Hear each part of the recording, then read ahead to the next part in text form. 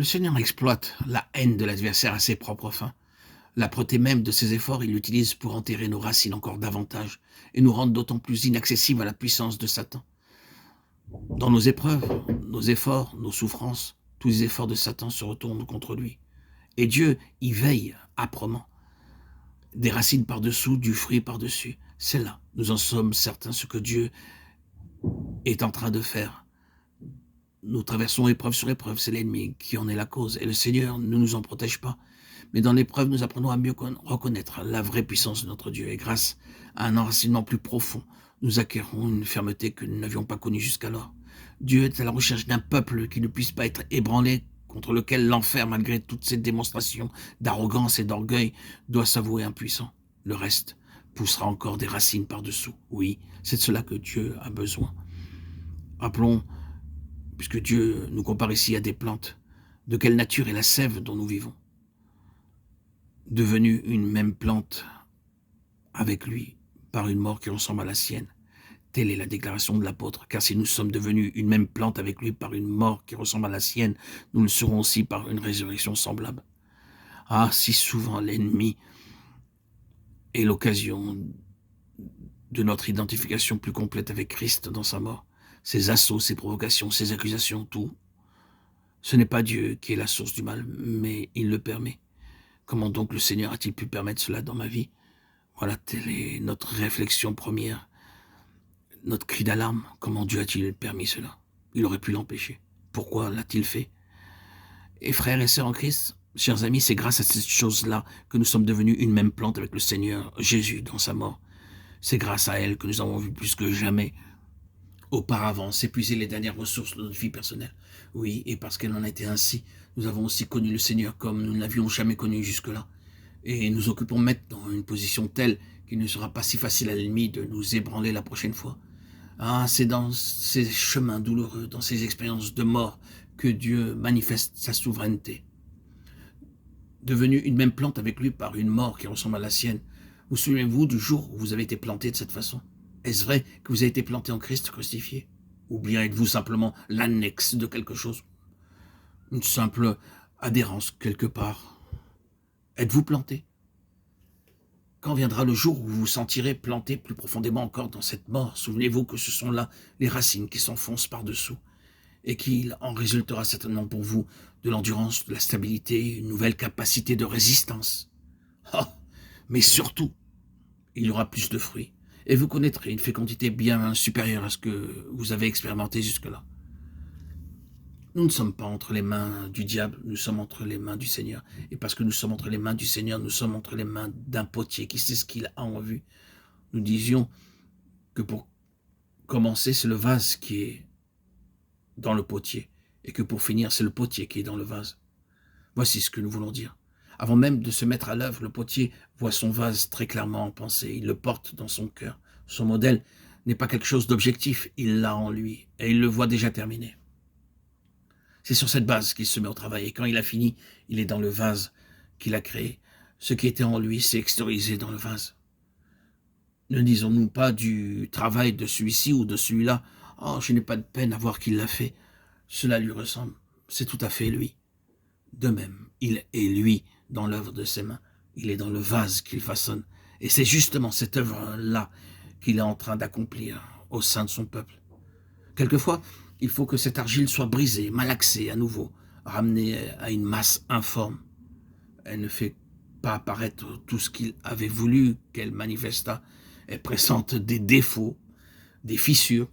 Il la brise alors et la réduit à rien. Mais c'est pour recommencer, c'est pour parvenir à un degré supérieur de perfection. C'est pour avoir un vase dans lequel il se retrouve lui-même.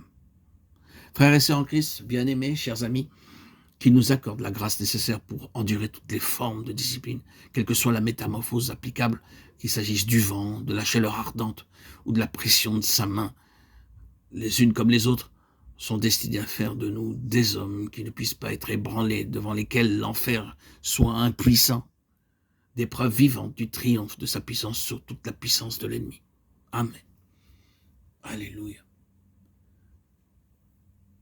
Gloire à Dieu au plus haut des cieux, et paix sur la terre aux hommes qu'il aime. À toi, Seigneur, tout honneur, toute gloire pour les siècles des siècles.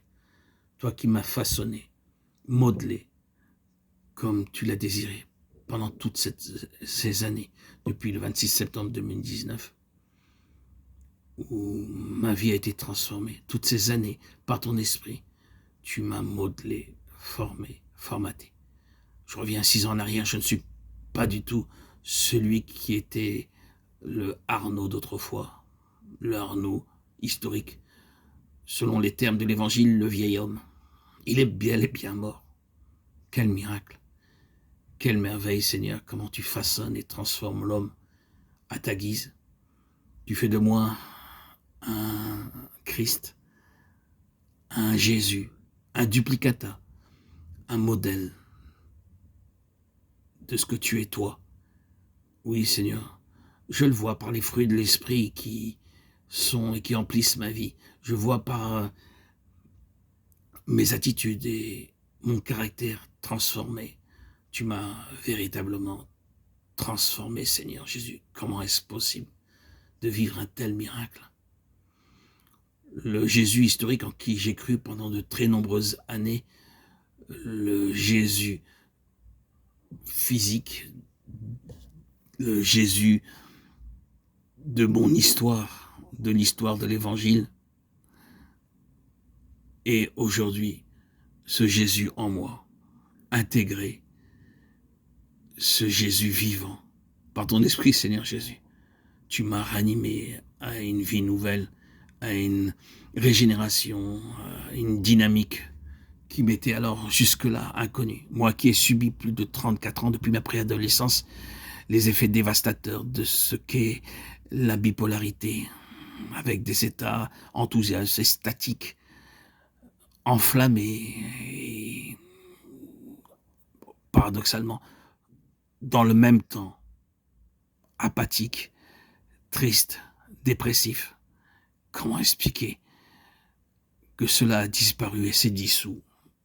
Seigneur Jésus, tu es aujourd'hui plus l'homme de l'histoire, mais l'homme vivant à travers moi, l'homme, la personne vivante. Ah, quelle merveille! Y a-t-il quelque chose de semblable sur cette terre, si ce n'est nous, tous les enfants de Dieu, frères et sœurs en Christ, bien-aimés, chers amis, nous sommes tous des modèles, des petits Christ, des modèles de Christ. Nous sommes la ressemblance à l'image de Dieu. Quelle merveille! Nous sommes tous des Christ vivants, des Jésus vivants, par les fruits de l'Esprit, par l'Esprit Saint lui-même, par Christ qui vit en nous, à travers nous, qui anime notre vie, nos journées, comme c'est le cas pour moi, et comme c'est le cas pour vous, frères et sœurs en Christ. J'en suis persuadé. Nous sommes tous des témoins vivants de Christ, des témoins vivants,